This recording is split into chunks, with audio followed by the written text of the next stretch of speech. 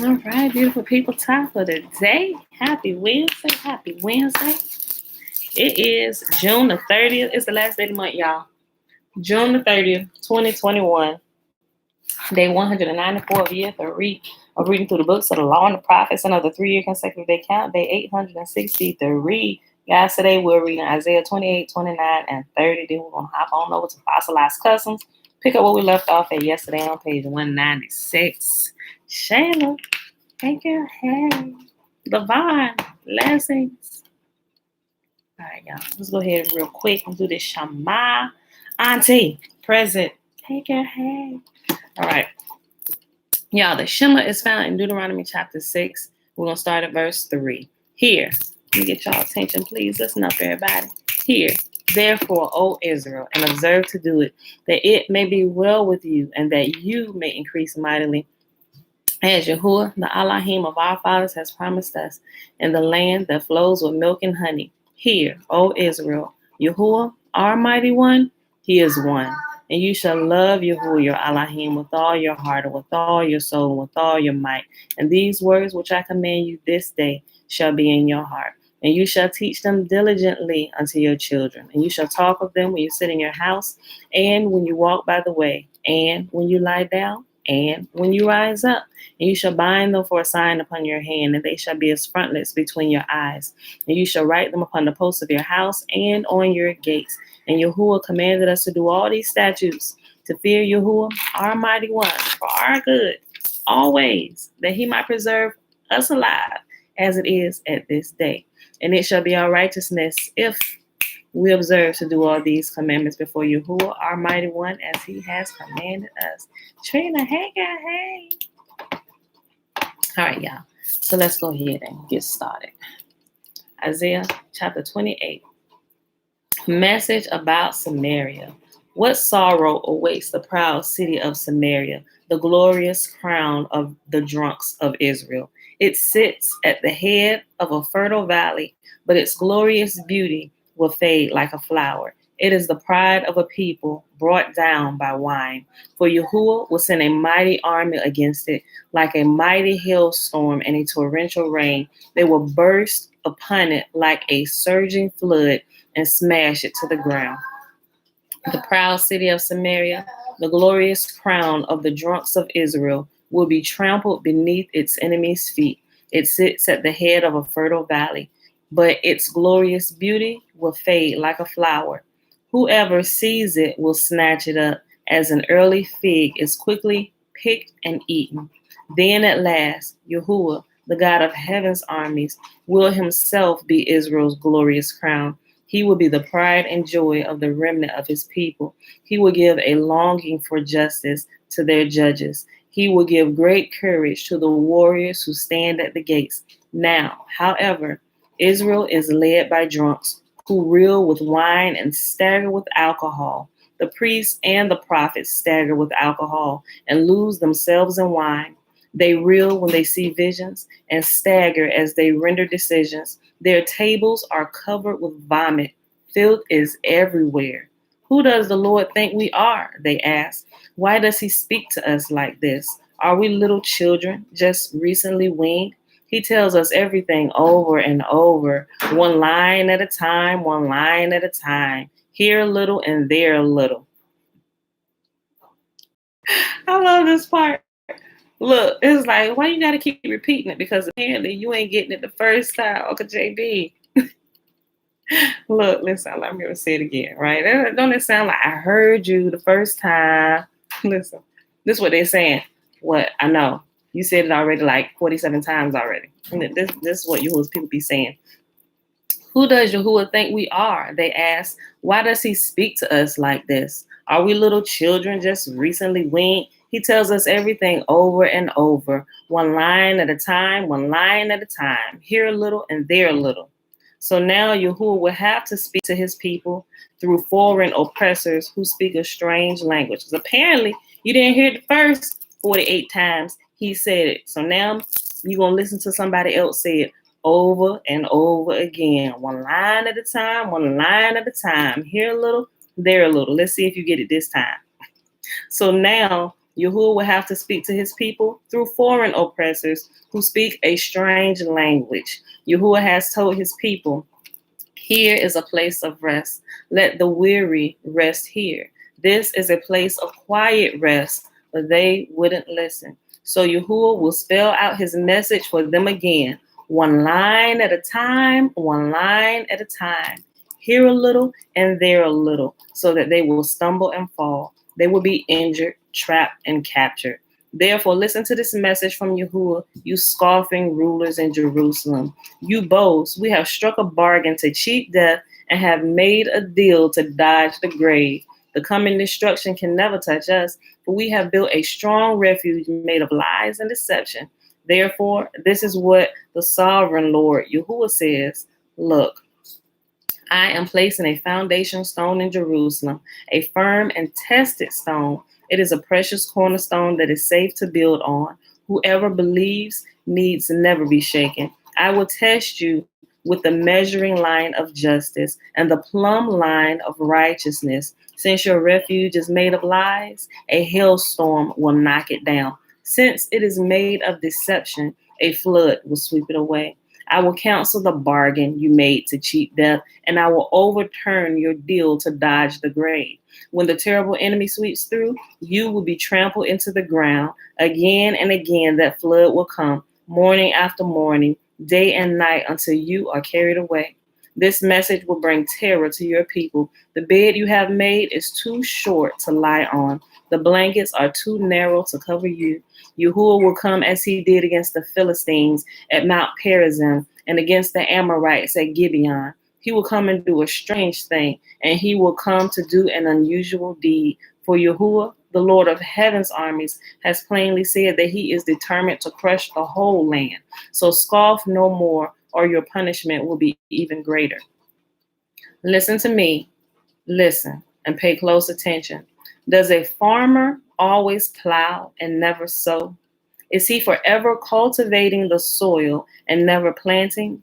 Does he not finally plant his seeds, black cumin, wheat, barley, and emmer wheat, each in its proper way and each in its proper place?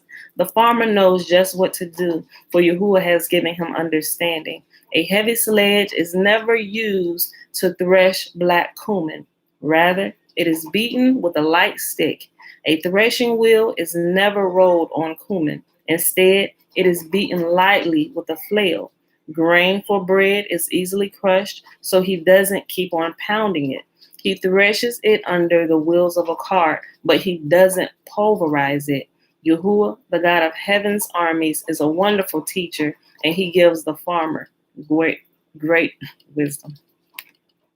Tiffany, hey girl, hey, thanks.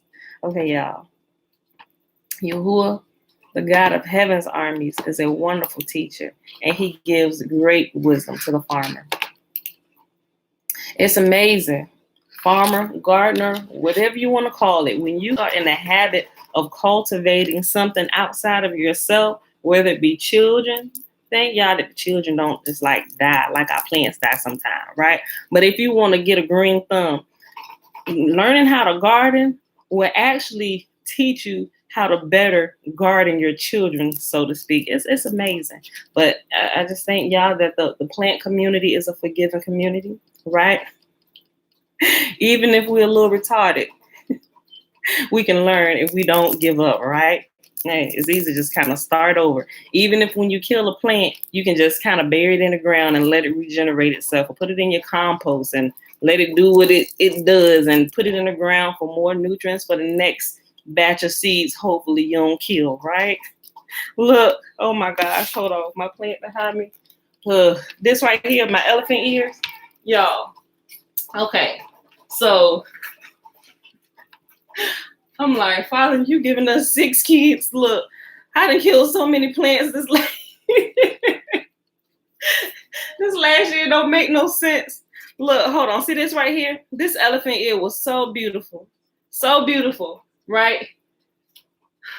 Now, it says that, and this is a California elephant ear, right? Mind you, California, it is sunny, right? nice and sunny. You see them outside, full sun. So I'm like, you know what, let me go ahead and put my babies outside a couple of days ago. Let them get some of this full sun instead of keeping them all cooped up inside this house here, right? Took it outside, sun shining bright. I'm seeing neighbors, they got elephant ears out. I'm like, yes, you know, so I put it out there and mine get burnt by the sun. Like, how do elephant ears, a plant that requires full sun, how is it burnt by the sun, right? And it looks like the color and it has just kind of faded away and it's like translucent. See this white spot? You can see you probably can't see it on the camera, but you can see my finger, my hand under this. It's become translucent. Now, I really haven't looked into it and why it did. I just figured it was burnt by the sun. And a few of my other ones that I put out there, after they were burnt, they just kind of like fried. I'm like, oh shoot, I left them out there too long. So I went ahead and pulled it back in, but I need to check and see how to revive this plant, right? I'm tired of killing plants. I mean, I keep a lot of them alive. Like some of them, I'm glad they're human proof, so to speak. But yeah, I gotta figure it out. So I gotta keep a watchful eye, not overwatering stuff. If you overwater it sometime and the drainage is not there properly, you don't have it in the right type of soil. Sometimes you gotta put them in like peat moss and all this other stuff and a different mixture of different things. So you gotta figure out what each type of plant thrives in, the environment that it thrives in the best in order to keep it alive the longest, in order for it to reproduce. Because I'm a part of some plant communities and people pass down plants to their children's children, like monsteras and stuff. I'm like, how did you keep this plant along this plant? How do you keep this plant alive this long is what I meant to say. There was one guy had made a post. He said, I remember Saturdays, my mom and dad making us get out there, wipe down the plant leaves and stuff. And this is a cutting from and his plant was a cutting from his mom's plant, which was her grandmother. And I'm looking at pictures. I'm like, amazing. This is amazing. I'm like, you know what, man, I developed my green thumb like this. You know, shoot, I'm trying to develop my green thumb, trying to raise our children appropriately, make sure, you know, I mean, we done good so far, right? At least in our eyes, we have. Yeah, I know Tiffany. She said, I've learned so much between my garden and my plant Barbies. You probably meant plant babies. Yeah, but yeah, so gardening really does. Gardening, farm. I guess you can look at farming as really the same way. Baby girl, Elijah. Oh, you changing them? Oh, okay. But you learn it's like common sense wisdom that you would think would kick in, like just normally for people that it doesn't. And that's when I realized a lot of time we don't really retain information or it doesn't really click with us until we're actually doing something. You have to merge information and understanding with the actual doing in order to get the full comprehension of what it is you truly need to learn and understand, right? So in gardening, alongside of reading through the Torah and like living life, doing all those things simultaneously, there is a whole different type of understanding that begins to happen, right? Even to the point where I understand now that most of the world really has a weak understanding of everything, of this earth we live in and who we really are and why we're really here, right? There's such a weak understanding of this. And that has blown my mind even in the last couple of days when I realized that my understanding of what weak understanding is really in itself a weak understanding, if that makes sense. It just completely blows my mind on so many different levels, right? There are so many things that I want to share with y'all about these scriptures and how it literally, y'all, I'm trying to find wisdom and how to bring it out. So I definitely know next round, I mentioned it yesterday, next time going through this, it's going to be so much different than these last 3 years. Yo, it's like we about to go into, I ain't gonna say like PhD, but y'all, it's man, even with let me tell y'all something. I'm gonna bring some of this stuff out when we get to Songs of Solomon. Yo, the understanding that I got, You know how it talks about marriage is a mystery and how it relates marriage, the husband and wife, with the relationship of Yahuwah and Israel? Let me tell y'all something. Y'all thought y'all kind of understood that. Yo, it is like blowing my mind in these last few weeks of what I'm really understanding about this, right? Guys, look, I'm so excited to get to the Songs of Solomon. I'm trying to see how much I can fit in while we're reading those short chapters. I don't think we may read any kind of companion reading while we're going through the Song of Solomon, just for the sheer fact on how I want to fit so much stuff in. But I'm just not quite sure.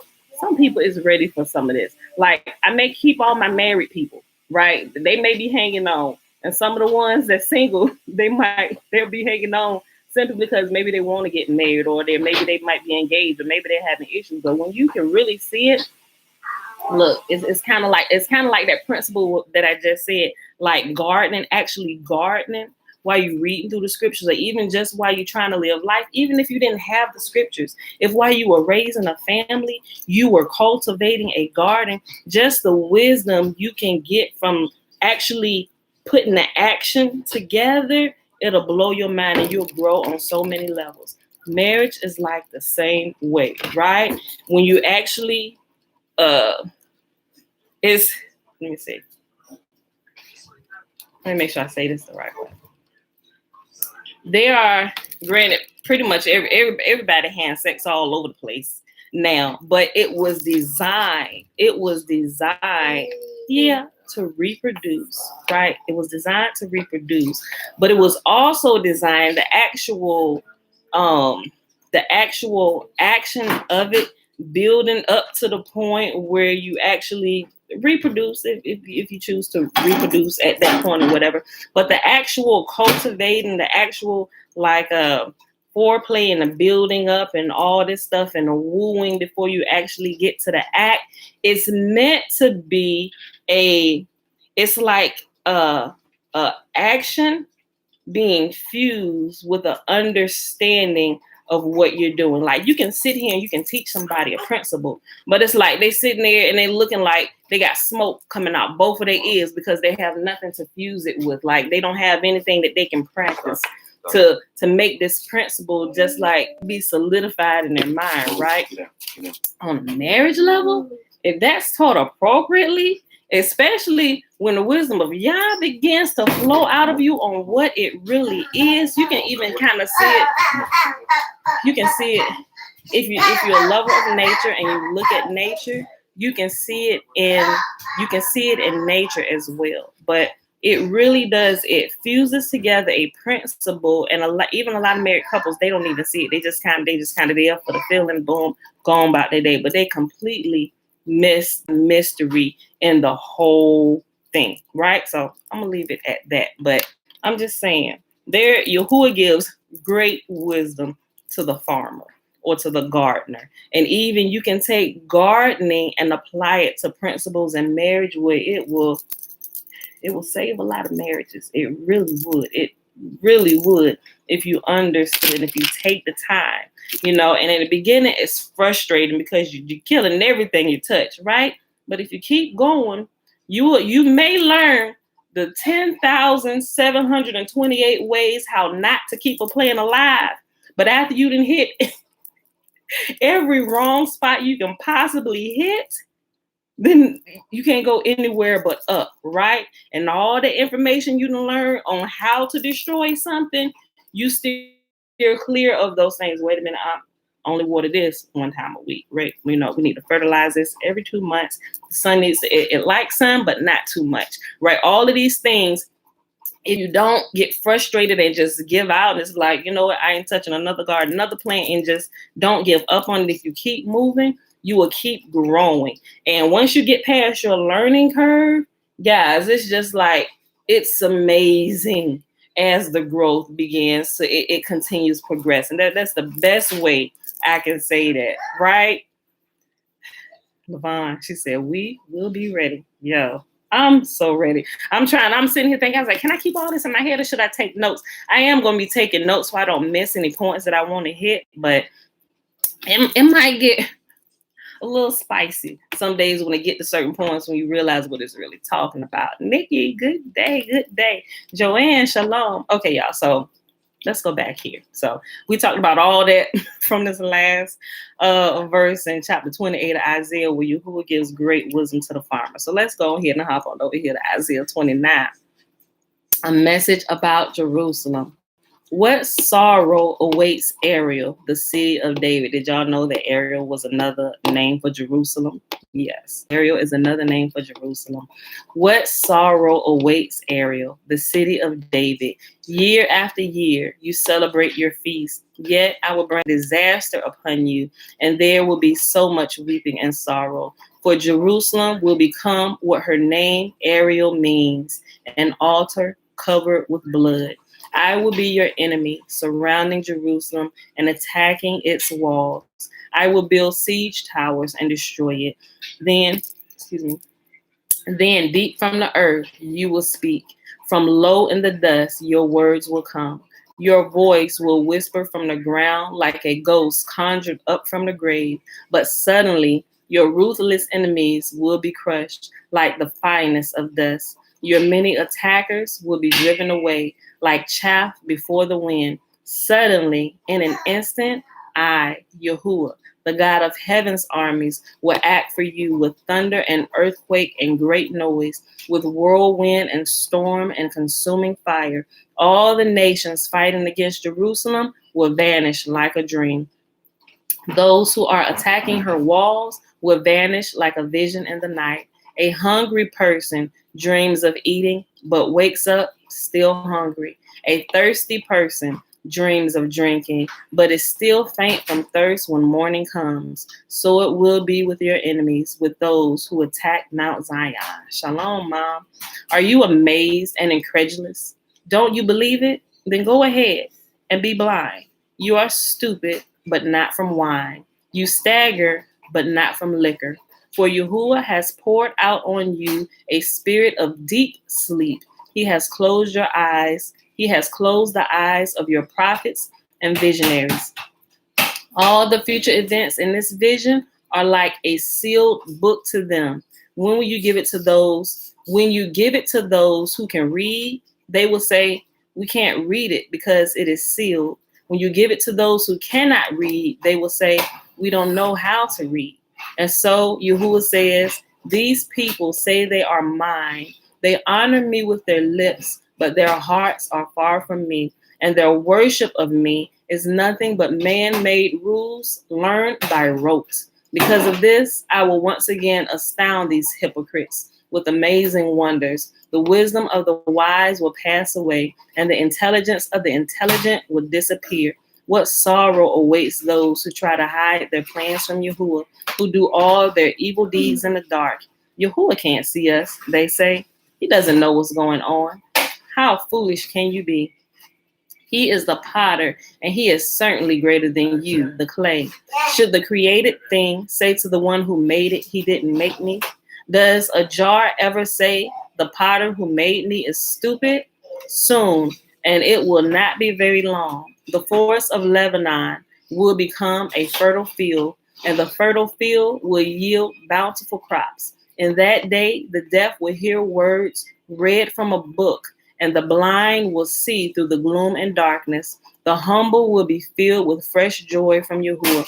The poor will rejoice in the Holy One of Israel. The scoffer will be gone. The arrogant will disappear, and those who plot evil will be killed. Those who convict the innocent by their false testimony will disappear. A similar fate awaits those who use trickery to pervert justice and who tells lies to destroy the innocent.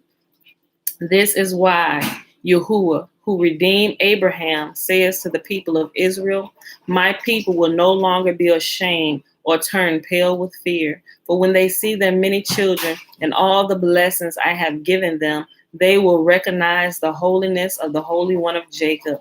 They will stand in awe of the God of Israel. Then the wayward will gain understanding, and the complainers will accept instruction.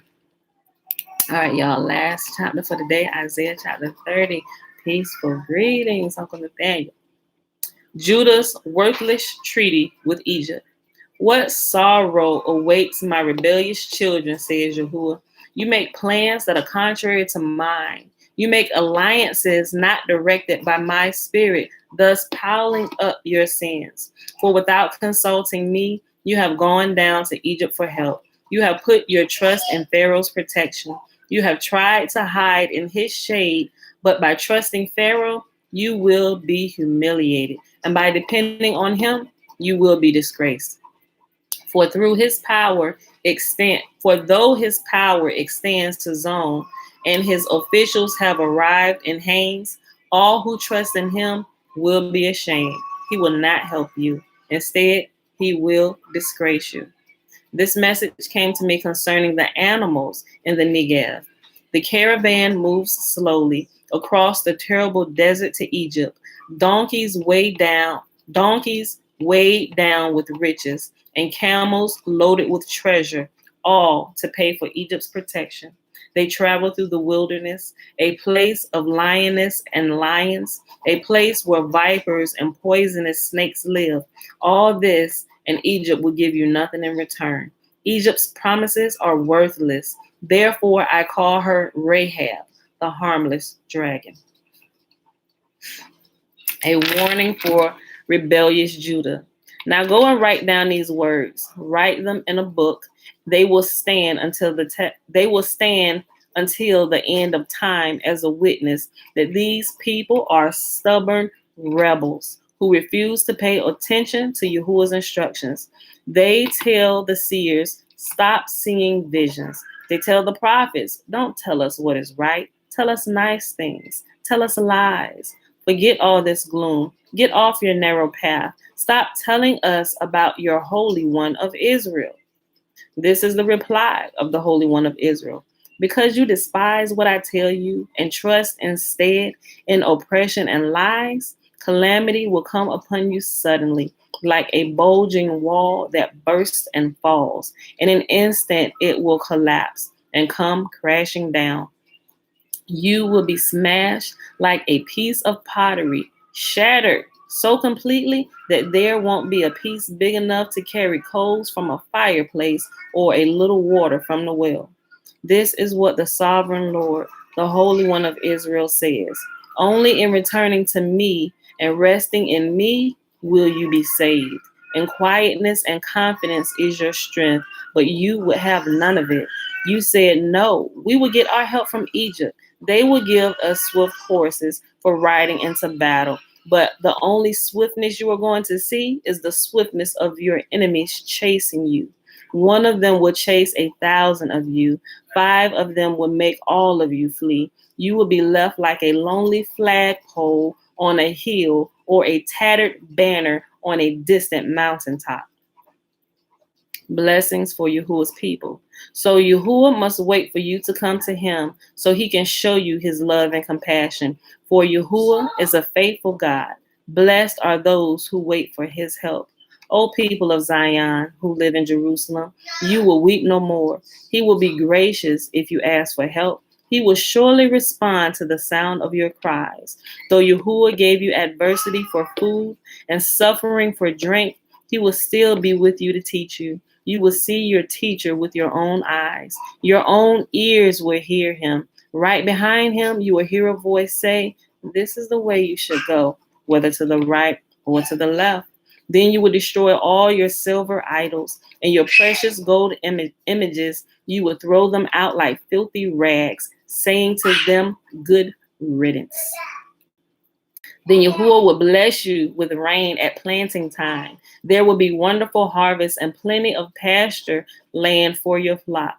The oxen and donkey that till the ground will eat good grain, its chaff blown away by the wind. In that day, when your enemies are slaughtered and the towers fall, there will be streams of water flowing down every mountain and hill. The moon will be as bright as the sun, and the sun will be 7 times brighter, like the light of 7 days in one. So it will be when Yahuwah begins to heal his people and cure the wounds he gave them. It's you know how people go through a depression and everything seems dark. And it's like There is it kind of goes from worse to worse. But he said when they begin to wake up and they return to Yahuwah, it's like even the moon to them is going to seem 7 times brighter than the sun, right? Tiffany, wasn't it? She said the last chapter was a sermon all by itself. Yes, and amen. Look, let me read this again. Let me read this again. Let me go back up. The blessings for Yahuwah's people. Going back to verse 18. Listen to this. So Yahuwah must wait for you to come to him so he can show you his love and compassion. For Yahuwah is a faithful God, and blessed are those who wait for his help. O people of Zion who live in Jerusalem, you will weep no more. He will be gracious if you ask for help. He will surely respond to the sound of your cries. Though Yahuwah gave you adversity for food and suffering for drink, he will still be with you to teach you. You will see your teacher with your own eyes. Your own ears will hear him. Right behind you, you will hear a voice say, "This is the way you should go," whether to the right or to the left. Then you will destroy all your silver idols and your precious gold images. You will throw them out like filthy rags, saying to them, "Good riddance." Then Yahuwah will bless you with rain at planting time. There will be wonderful harvests and plenty of pasture land for your livestock.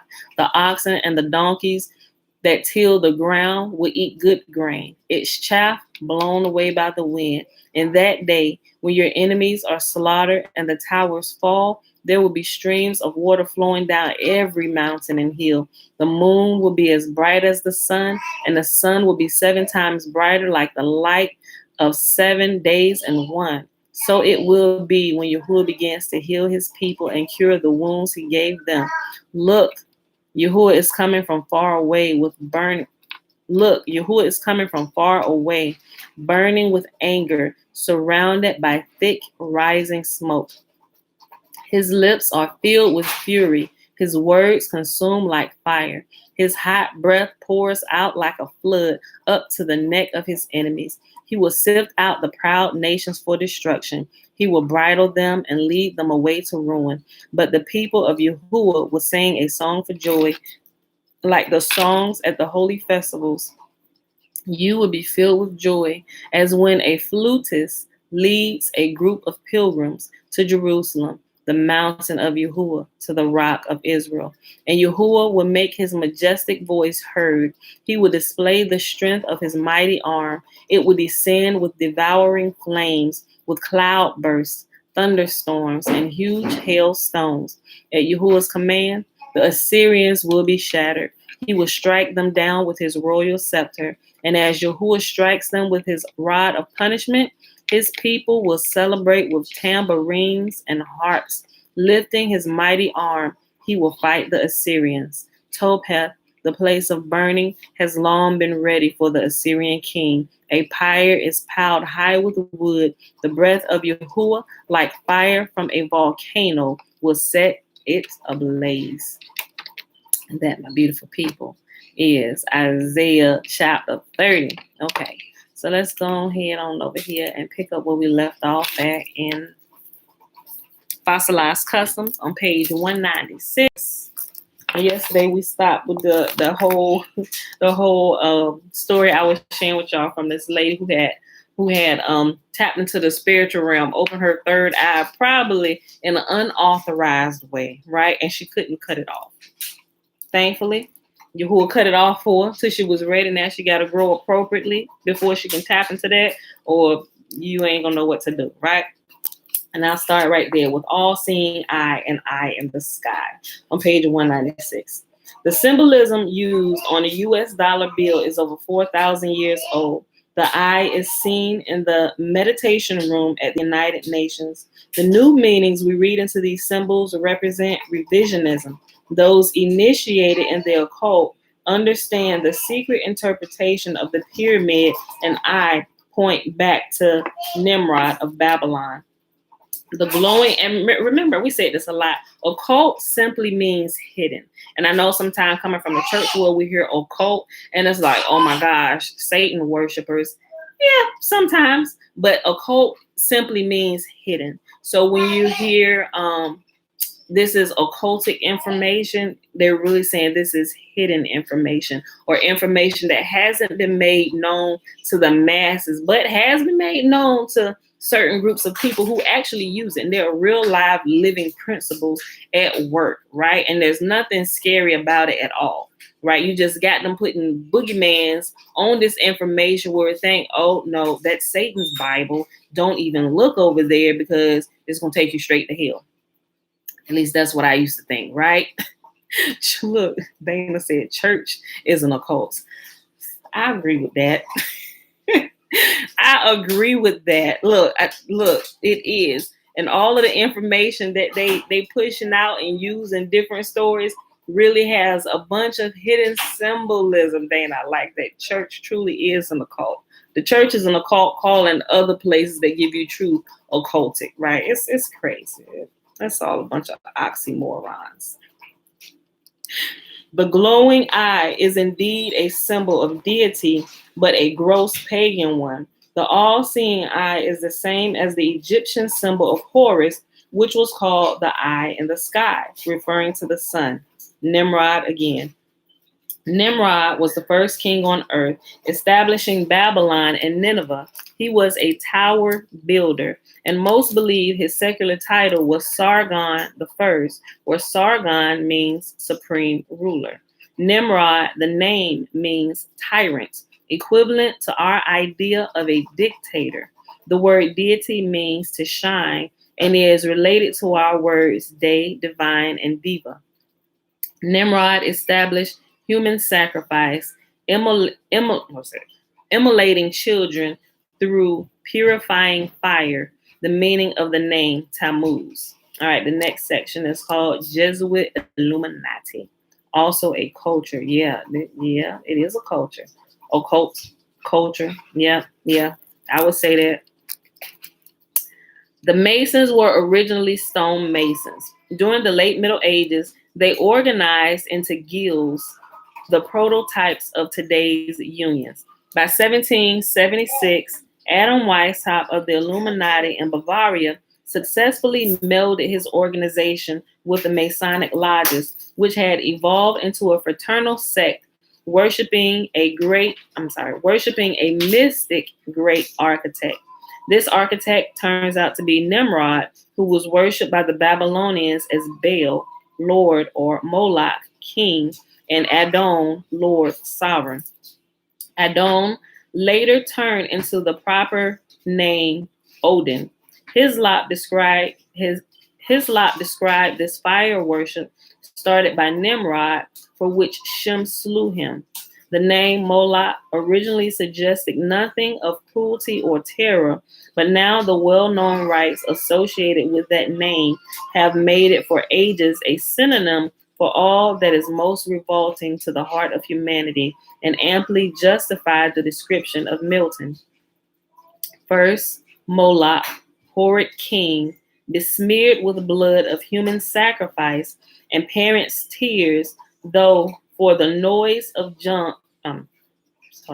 though for the noise of drums and timbrels loud, their children's cries unheard that pass through the fire to this grim idol. Oh, okay. So it's giving you a passage from what this guy had said, right? And they played the drums and allowed music to drown out the screams and the cries of the parents whose children were being passed through the fire, right? And the screams and the cries of the children.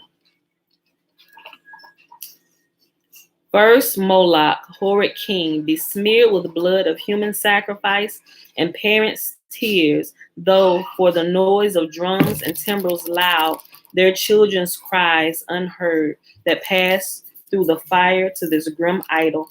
In almost every land, the bloody worship prevailed, horrid cruelty, hand in hand with abject superstition, filled not only the dark places of the earth, but also regions that boasted of their enlightenment.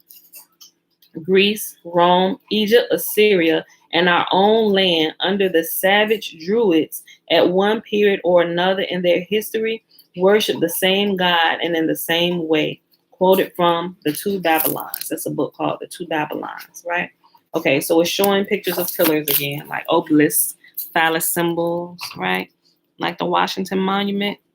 Everybody's familiar with that. Okay. Leviticus 26:1. Do not make idols for yourselves, and do not set up a carved image or a pillar for yourself, and do not place a stone image in your land to bow down to it, for I am Yahuwah, your Elohim. The pyramid was sacred to many pagan civilizations of history, being the top of an obelisk called a pillar of jealousy in scripture, which means the Israelites would not bow to it. It was interpreted as a sun ray, but also as a male fertility symbol. It evolved into various religious towers or high places, such as steeples or turrets. They all trace back to the ziggurat of Babel. Poles, spires, and high structures were always a part of any pagan temple, which scripture refers to as an image in places.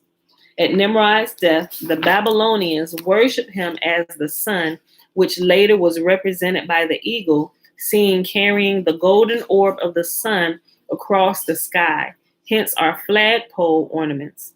The eagle seen on the right side of the back of our dollar bill was first adopted by the Babylonians, and this very same pose can be seen by investigating Ahura Mazda, and in parentheses, Persian Assyrian for is Persian or Assyrian for the term wise lord. Ahura Mazda, wise lord.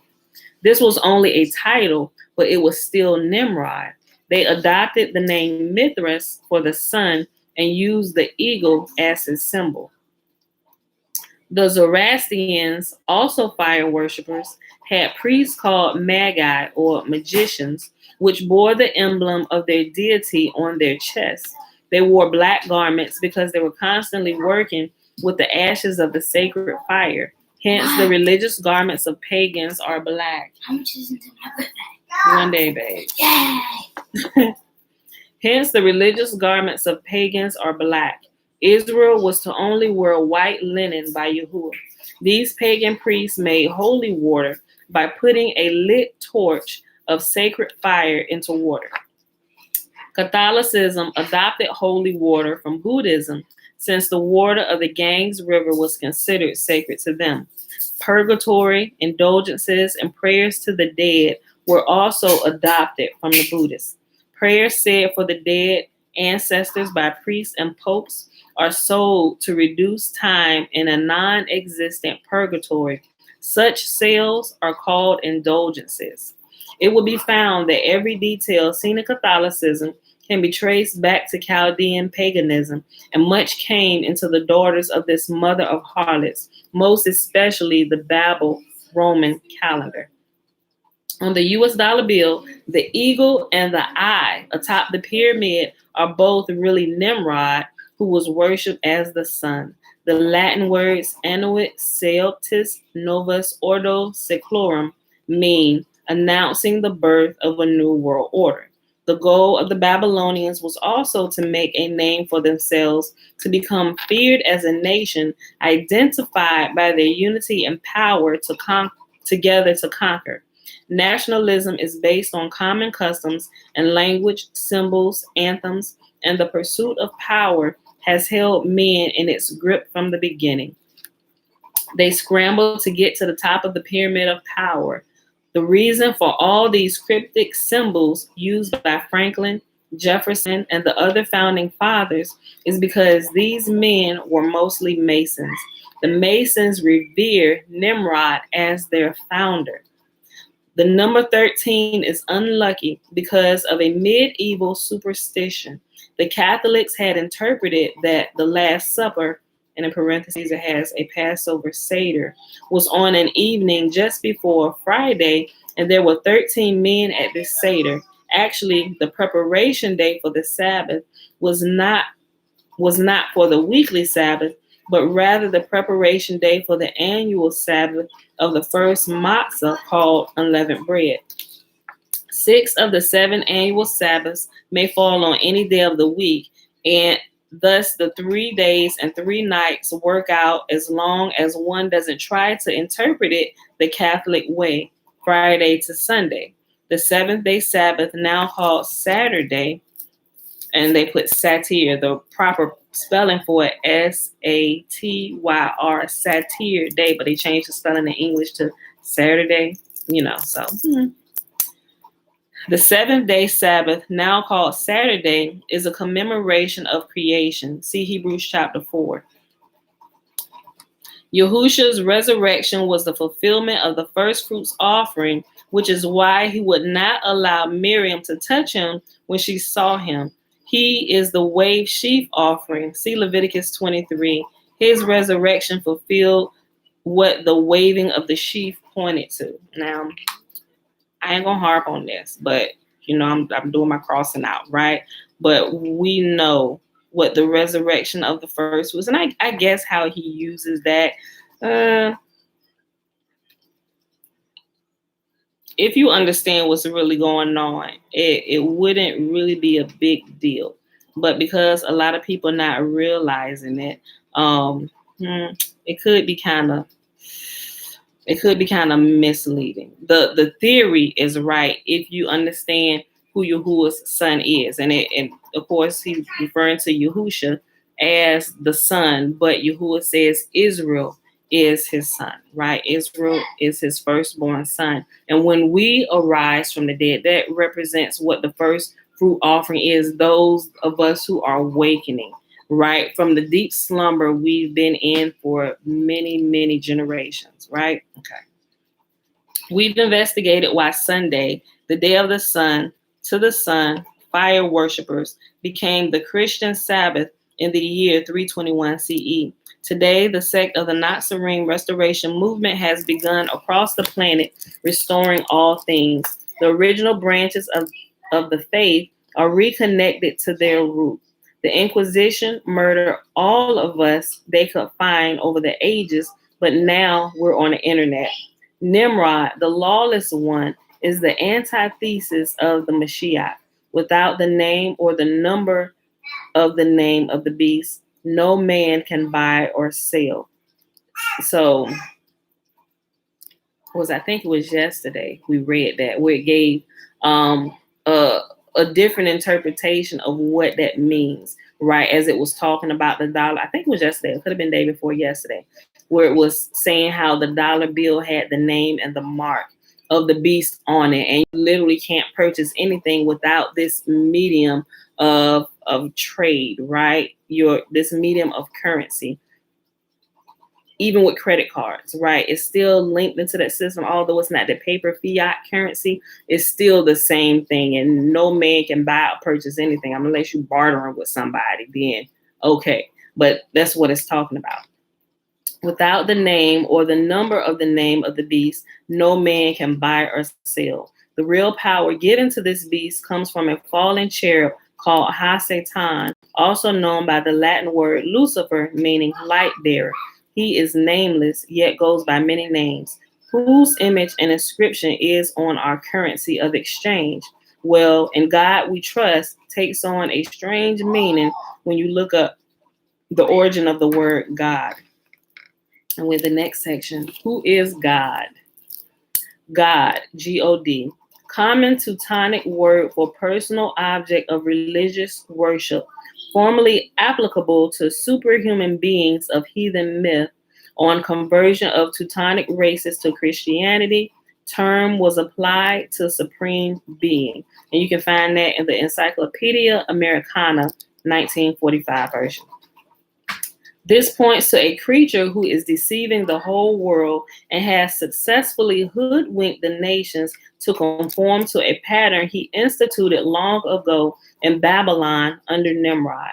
Alexander Hislop put into words over 100 years ago that the papacy was disguised as Nimrod worship. I'm sorry. Let me read that again. I added a word. Alexander Hislop put it into words over 100 years ago that the papacy was disguised Nimrod worship. Okay. So the whole Vatican, all the Pope, all that stuff, that's That's Nimrod worship, but it's been disguised, right? So that the papacy was disguised Nimrod worship. His book, The Two Babylons, you can order from us at www.tourzone.net. I'm sure you can get it from Amazon too, because I looked it up.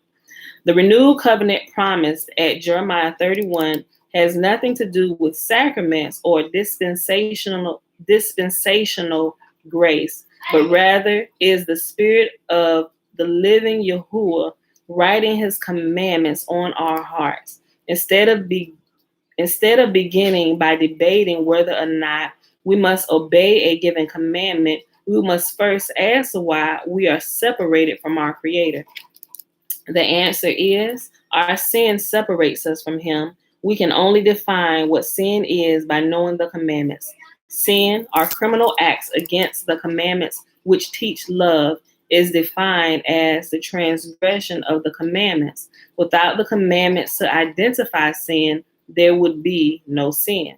Having established the basic fact that the commandments define sin and that our ignoring these same teachings separate us from our Maker and continue to do so, the next step is to accept the fact that we are, in fact, all sinners. We must be convicted of our sinfulness instead of just believing that all we must do is accept Yahushua's death as our justification for all past and future transgressions. We must repent or turn away from sin.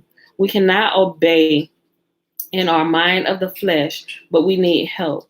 And this is how the renewed covenant brings us into its most powerful promise. Yahuwah in us. Yahuwah literally comes into us and enables us to love his Torah and saves us from sin. We can repent of the paganism, the popery, the Babylonian fire worship, customs of Nimrod, but without repenting of all the things the commandments call sin, we will not receive the spirit of Yahuwah. Acts 5:32. Like I've always told my sons, you've got to really want it. This applies to achieving something they want to accomplish, from getting a higher grade to playing a sport and scoring. Paul spoke of it using the example of a race, by running in such a way as so to win. Without a goal and proper motivation, a person would just sit back and be an observer. Time is long past for that. It's now time for the harvest workers to appear. Arise, shine, for your light has come. The ideas we've summed up in this book can be further condensed into the following words of an unknown author. Please take it as humor, yet truth. The circus has the can opener, and the frozen chosen have the can of beans. Hold on. I skipped the parentheses. The circus has the can opener, in the parentheses, it has Mashiach, and the frozen chosen has the can of beans, and in parentheses, is the Torah. All we need to do as not serene is show these two groups the renewed covenant, the Torah written in our hearts. Hebrews chapter 10 and Jeremiah chapter 31. Christianity as we know it is what Paul prophesied would happen after he was gone. Everything Yahuwah ordered us not to do is practiced. Paul told us men would rise up and plunder the flock and lead the body into apostasy and follow after myths. See Acts 20 and 2 Timothy chapter 4. Worse still, they have become lawless, replacing the commandments of Yahuwah with traditions of men. Yahuwah is calling forth a remnant from among Christians who are awakening and receiving a love for truth. Yahuwah stated that there is to be one Torah for the native born and the foreigner. His Torah is the wedding covenant and the renewal of the covenant. Yeah, it says the renewal of the covenant is in Yahushua's blood. The renewal of the covenant really is actually in obeying and choosing, right? So say you have a spouse, right? Say you have a spouse and you're trying to renew your covenant, right? Do you kill your spouse? Do you slaughter somebody to have this done? No, we simply make a choice that yes, we're going to agree to this covenant and we're going to begin to walk in it. It is the same thing, y'all. Stop adding stuff to this covenant that shouldn't be there, that makes everything so hard, right? Nobody has to die. Everybody simply must agree that, yes, this is good. I want this. Yes, I'm gonna obey. Yes, let's do this thing. Right? Okay. He has written a love for his Torah on our hearts, not as the old one had been carved into stone tablets. The Torah of love is alive in our hearts. Pagans did not know they were only worshiping idols, but their hearts went after them. If a Christian turns to the Hebrew roots and learns the personal name of the Creator, how could they still cling to the uncleanliness and errors more so than the truth? Many waver due to programming. Being faithful to the programming is not repenting. Being faithful to truth requires sacrifice. Friends, family, and other brothers and sisters in the old ways can be powerful glue to keep a, I'm sorry, getting tongue tied. Hold on. Friends, family, and other brothers and sisters in the old ways can be powerful glue to keep change from occurring. This is what the parable of the sower is all about. Rather than excusing and defending the long history of an apostate religion, we must plow ahead without looking back. And a lot of us, especially those of us who have awakened to truth and realized, like, wait a minute, we ain't supposed to be doing this. And when we began to step away from some of these things that we realized are pagan and really have no profit whatsoever, it's kind of hard, especially with the pagan holidays and stuff, and you pulling away from them. And especially, look, here's the same principle again, especially when you're creating memories of something joyful around a principle that you're trying to get to stick here and glue. You have to kind of that little, I guess it's like a little ditty or whatever you want to call it. A little bit of, I forget what it's on. A little bit of sugar. I think it comes from Mary Poppins. If anybody knows this, a little bit of sugar will help the medicine go down. Right? It's like that same principle. Like sometimes instruction is like good medicine for the soul, but sometimes, especially when you're a little immature and when you're a child and you can't necessarily recognize the benefits of this medicine, which may look and taste horrible to you as a child because you're immature and you still can't see. A spoonful of sugar. Thank you, y'all. Thank you. I love y'all. A spoonful of sugar to help the medicine go down. But until they're old enough to see, sometimes you got to sweeten it up for babies, right? I remember when I was young, I use my own personal. My mama here, she can testify to this. Okay, so I realized, like, I've always had like chronic headaches, like not anymore since I've gone plant-based. That's one thing I can say about healing the body, right? And you're giving it the things that it needs to thrive. And I realized for a while, I didn't know why I was getting migraine headaches, but I realized a couple years ago, and that's something that I had completely forgotten about when I was a little child. I was outside playing on, it was a couple things. It was a couple things that happened why I hit my head a couple times. But one time specifically, me and my sister Alicia, we were playing, them beach balls? They're kind of like bouncy. We had one of them, right? And we were in our living room. We were living out Park Terrace, my Sewell's Point, I believe it was. Yeah, I'm looking at I think that's Point Terrace we was living. We were younger. I had to have been maybe 6, 7. I don't know, around that age. But me and Alicia were playing kickball in the house with this bouncy. It wasn't like a beach ball with air, but it was like one of the ones like you can bounce. Boom, boom. It's like rubber, right? We were playing kickball in the living room. And what I was doing, I was going to, like, how you go to a ball rolling until you go to stop it with your feet, like with one of your feet. But a couple times, instead of just using one of my feet, I decided to jump up and stop it with both of my feet, right? Child, being dumb, And I remember my mom and daddy saying, you better stop that, Pam, might fall. And I'm like, oh, yeah, we playing kids, whatever, you ain't listening, right? But what they said happened, I realize now when I jumped up to stop it this next time, I actually fell back and I hit my head on the floor. right? And it hurt extremely bad. There was another time I was outside and I was playing on the monkey bars and I fell and I hit my head on the ground, right? So I had like 2 head traumas, right? Thank y'all that I ain't crazy and none. I have any like deeper medical issues that are not solved this day. But I realized who that showed me. I'm like, why do I keep getting these migraines? When I got into the military, they kind of got worse because I worked in the fuels division. So the JP5 or the jet fuel would make it worse. So I was always in medical getting Motrin, the 800 milligrams. I'm popping them jokers like they candy because of these migraines. And my migraines will get bad. And if anybody ever experienced migraines, sometimes they can be really debilitating, right? The light hurts your eyes.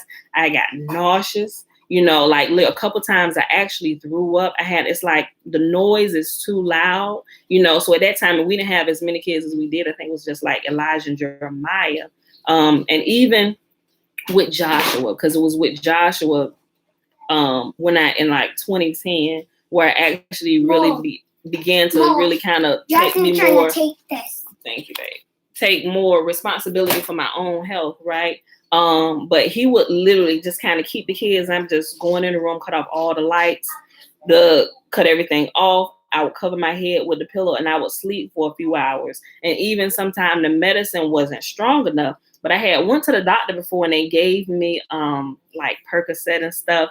But I didn't like the way it made me feel loopy. And I'm like, I can't take this stuff because it literally like put me out of my mind. I literally felt like a zombie. That and morphine is strong, right? I was like, yeah, I can't do this. I'll take my chances with the Motrin, right? So after I decided I wasn't going to take any of them hard drugs, I'll deal with the pain and I just go to sleep and cut off sound and lights and nurse it with the Motrin until it went away.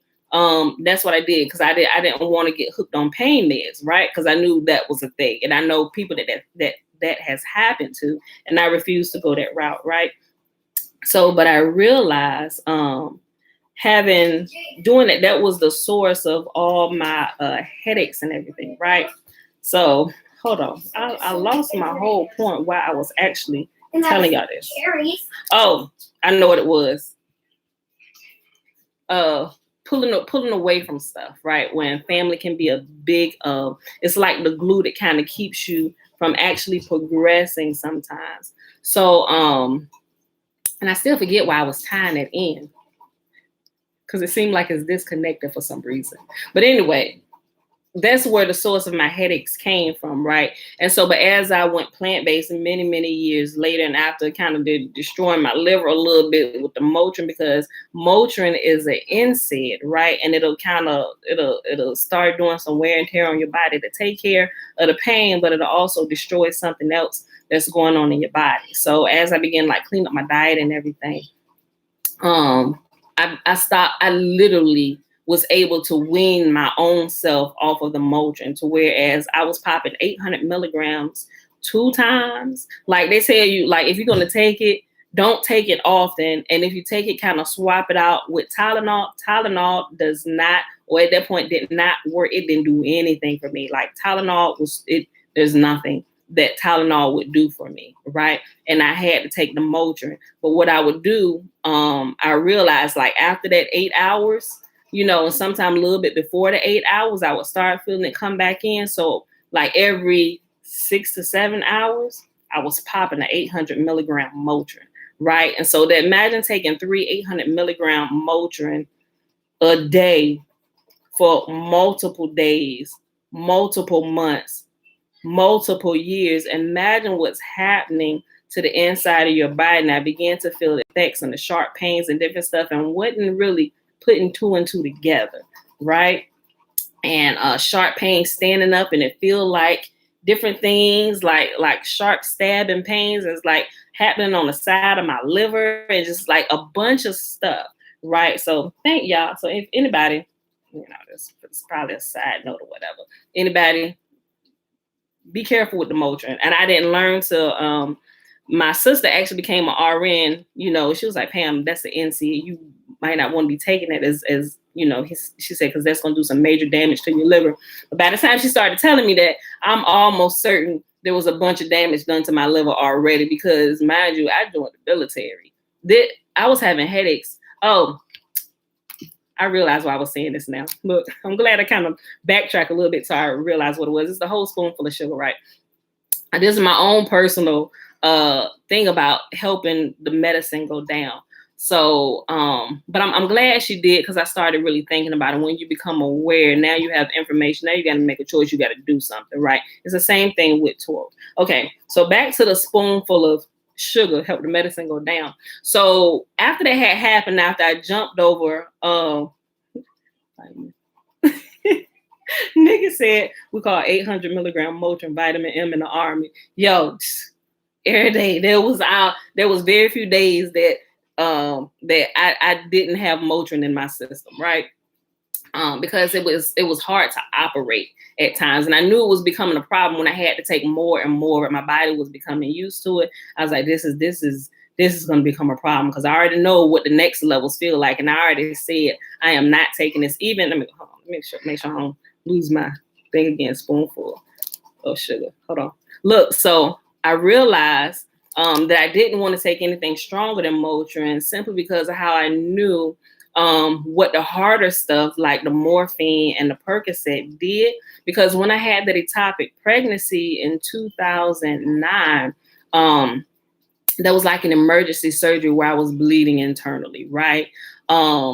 So I was rushed in. I was like medevaced and everything, and so they was like, "Listen, Miss Murphy, it's gonna be you or the baby," you know. So I had the whole conversation with my husband and stuff. That was a hard decision, right? And he was like, "Babe," he said, "we can always have another baby." He said, "But I can't get another one of you," right? So I was like, "Okay," but that was a really, really hard time.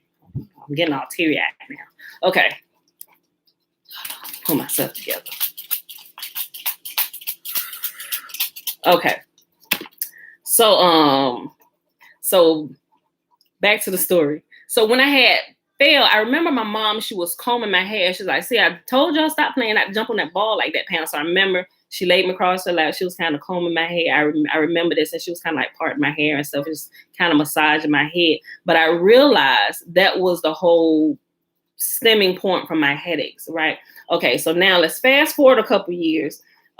And my mom and my dad, we have moved to another place, and I believe it was out Virginia Beach, not Virginia Beach. It was Norfolk, down by the beach where we stayed at. What's that place? Y'all probably don't know, but anyway, it was out there, and I think it was Marlowe Avenue, and I was having one of these headaches, and by this time, I think I was probably like 9 or 10, right? Something like 9, 10, not quite 11.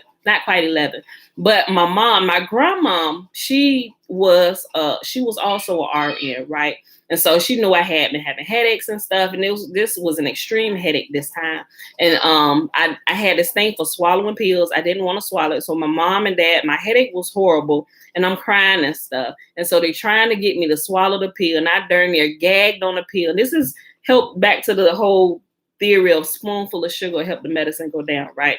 So I'm about gagging on the pill and stuff, and they getting frustrated with me. I'm crying, my head hurting. By me crying, it's making my head hurt more. So finally, my dad said, "How about no?" They was trying to get me to take it with different things and say, "You just put a whole bunch of water in your mouth and take it, and it'll go down." That wasn't working because it was still getting stuck on the back of my tongue. So he was like, "Well, try it with milk." And I like milk with cereal, but it still wasn't working. So they called my grandma.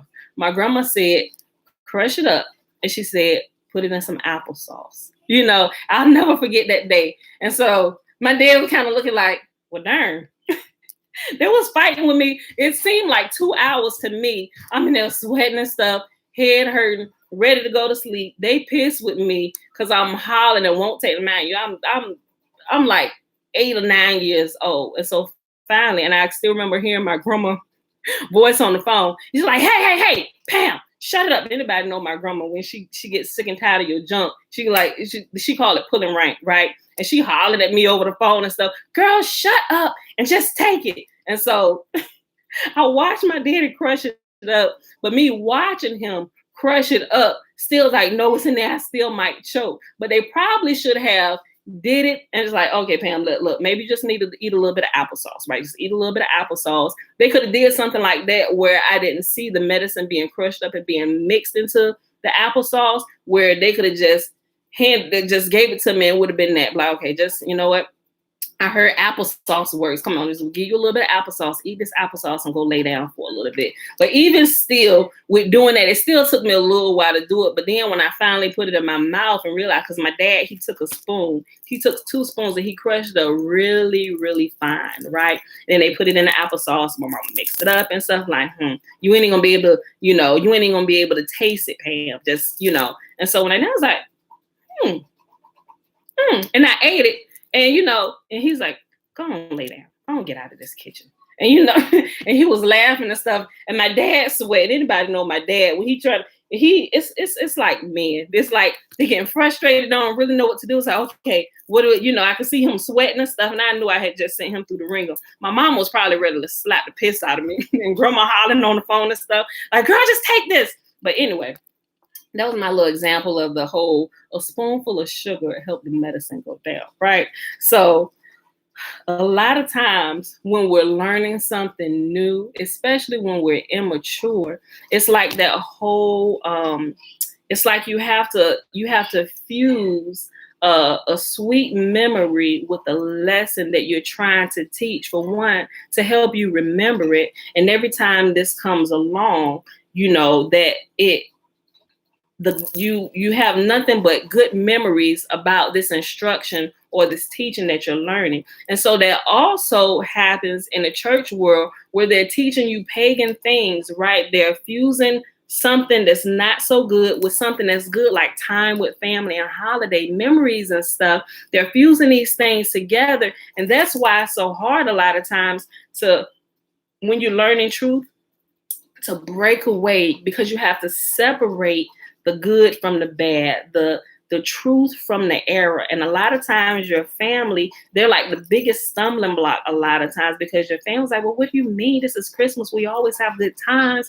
Like, yes, we do. It's the good times that I love. Like, I'm a family person. Like, I love the good time. I love family getting together. I was like, but getting together on this premises and we still intertwining this, is like, I can't fuse the two anymore, right? And that brings a lot of hardship and friction between families because of that, because those that don't quite see it yet, it's like, well, you becoming like a bummer on everything. Don't even invite them no more, right? You're trying to wade through these waters and use wisdom, and you see what I'm saying? So that's why a lot of times some people, like when they hear truth, and just like he was talking about, like the parable of the seed and the sower, like some of them, they hear truth and it springs up for a moment or whatever, but it doesn't grow roots. It doesn't grow deep into the ground, because some of these things that pulls you back, the cares of this world and the cares of this life, or you get the information and the bird comes by and eats up the seed, and because you're not steady growing and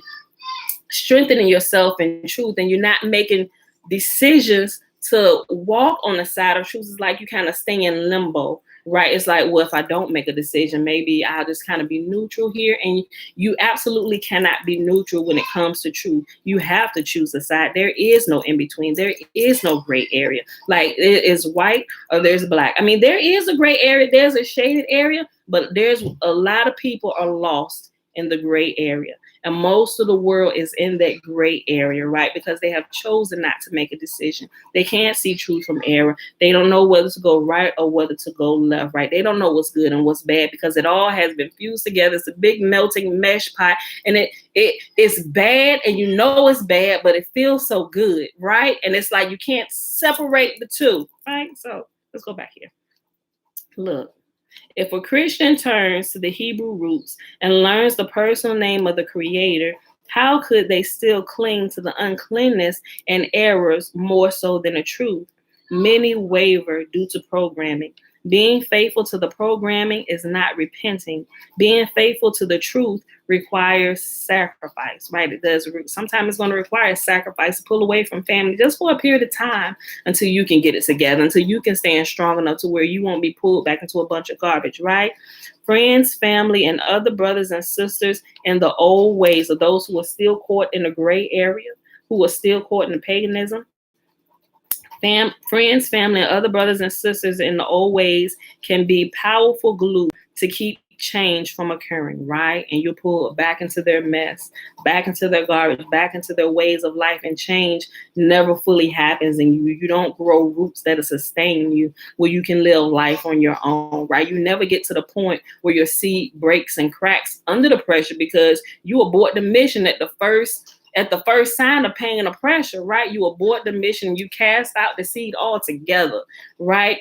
But you need the pressure to crack the seed to grow, right? That's why you put it under the ground, right? Those type of things, it happens in the dark. It needs to happen there because that process can get quite ugly, really. Because what's underground? Worms, and it's all this fertilization. It stinks. But it has to happen. It's a part of growth. But that a lot of times Yahuwah covers us in those moments, right? And sometimes we have to go back. We may seem like we're being set back and we have to go somewhere and hide until this process takes place. But as you get through the whole pressurization process of being cracked and broken underground where that new life can flow through, then next thing you know, when you see I get so excited when I see the seeds that I planted, they poke their head up through the ground. They kind of look bent a little bit when they come up. And it's like they can't come up straight. They actually come up bent. And it's like, if you're looking at a human person, it's like a human person bent and kind of using their back where they got the most strength to push up through the ground. And as they push up and break through the dirt, the sun is shining and we made it. We made it from the dark place, right? Now the sun is shining. You have a little more strength. The sun is giving you strength, but now you go through another process like photosynthesis in the sun, and now you have to break through other levels just to make it from the seedling to the mature state to where you're a plant, you begin to bear fruit. And sometimes it's a short process for some, sometimes it's a longer process for others. It depends on what type of plant it is and what you're cultivating, right? So different types of plants and people too. People are different types of plants. There are different things that people need to be cultivated in. And if you guys would really see what this earth is, and that we truly are plants as well, you would see that a lot of these different circumstances and some of these god-awful situations that certain people are in, that you may find yourself in, they are put there because of the type of plant they were created to be. And this is the type of trauma, and this is the type of pressure that they need in order to crack that seed that has been that they have been given in order to bring the life that we need into this world. And if people could see it like that, your outlook on life would just change in so many ways, right? So even when I look at people going through hard times, it's like I have a new outlook and a whole new respect for situations and some of the horrible conditions or things that we would deem to be and consider horrible in this life, even when it comes down to the church, right? Or whatever religion or pagan, disgusting thing you may find yourself in. I completely look at it in a whole different light now, right? Before, we had weak understanding of what is truly happening here, right? This whole earth is like a womb, right? And we're all seeds planted in this way. We literally, on so many different levels, y'all, we are literally seeds, right? Think about the process that we got to get just to get here, where we're fully developed. Before we come out of the ground, where our eyes are working and our nose is fully developed, and and we got ears, we got limbs they come out. We got a full baby that's then came out of the matrix of its mother, right? It was a seed leaving from your father. Now your father has given this seed to the mother, and now the mother carries the seed, like the male carries the seed in himself from his conception, right? Look, everything carries its own seed within itself. What you're going to reproduce, you come into this world bearing and carrying the seed to reproduce what it is. Think about fruits, guys, vegetables, the seeds. This one seed will produce a multiple harvest of multiple fruits that carry within itself multiple seeds that you can replant from one tomato plant. One tomato plant. There's one tomato plant. If you cultivate it and keep it on track, that one tomato plant can feed your family for generations if you know how to harvest the fruit and harvest the seeds from the fruit that you get, right? So even in a fruit, there are multiple seeds that can be replanted and give you many more tomato trees and plants and stuff. It's a never-ending process, right? We too are those plants, right? Just like that, we got learning things that we can manipulate to teach us these principles. These principles, if you, like I said, if you don't have a garden, y'all need to get a garden. If you ain't got a yard for a garden, go get you a pot and some dirt and start it in your house and just so much. I have learned so much just from growing a garden that it friggin' blows my mind, right? My learning and understanding even of the scriptures and the stories that come to light simply by having something to manipulate with your hands to actually see it grow. Like even in school with children, you can't just teach little children, right? You can't just talk to them. You have to give them manipulatives. When you're teaching them math, okay, you got to get blocks and stuff. They have to do something. They have to see what's going on in order for the principle to register and stick and to be able to operate in it, right? Yo, it's crazy. I can teach on that all day long, right? Y'all, get a garden. Let me finish this. Look, and we're going to end with the end of this little paragraph right here. Look, let me just read this again. If a Christian turns to the Hebrew roots and learns the personal name of the Creator, how could they still cling to the uncleanliness and errors more so than the truth? Many waver due to programming. Being faithful to the programming is not repenting. Being faithful to the truth requires sacrifice. Friends, family, and other brothers and sisters in the old ways can be powerful glue to keep change from occurring. This is what the parable of the sower is all about. Rather than excusing and defending the long history of an apostate religion, we must plow ahead without looking back. It would be far more comfortable to remain within the structure of Christmas, Easter, Sunday, Halloween, and sacraments, but we must decide whom we will serve, witchcraft and Satan or the Creator, Yahuwah. That's why Satan is called a deceiver. He has people thinking they are serving Yahuwah, but they are really obeying him. Look at what Yahuwah says he likes. Then turning away and following the pagan format is truly a strange way of showing it. Satan is masquerading. You can't peel away Yahuwah's ways and find uncleanliness because he is not wearing a costume like Satan is, right? And so when we peel back all the layers of Yahuwah and what he is and what he has created us to be, that you will cry out, holy, holy, holy is the Lord God Almighty, who was and who is to come. Right? Woo! Y'all, let me stop right here before I get started on this today. All right, y'all. So that was our reading for today, y'all. It is the last day of the month of June. Yes, baby girl. Jackson's having my dad cookies. He had dad's cookies. Why dad's cookies down? Why are y'all in our room? No, me and Josh trying to watch a movie. Y'all trying to watch a movie. You telling on Jackson, but I see chocolate all around your lips. Go look in the mirror, sis. Hey, little baby. Pop gonna get you. All right, y'all. It is the last day of June the 30th, 2021. Day 194 of year 3 of reading through the books of the law and the prophets under the 3-year consecutive day count. Day 863. Wait a minute, Pooh. We read Isaiah 28, 29, and 30. We read Fossilized Customs, and we started at page 196. And we paused on page 200. All right, y'all. So let's go ahead and do this lesson. We gotta get out of here because we almost like at an hour and a half. Teacher! Y'all funny. I just saw y'all comments. Look. Okay, y'all. All right, y'all. Yes, baby. Look. What? Look. Oh, the lily is growing up, ain't she? She done burst through the dirt. She over here talking about the plants. Like, look, we was just talking about that. Mom. Yes, baby. Look. What? Two of them growing up. I know. I see another one coming through too.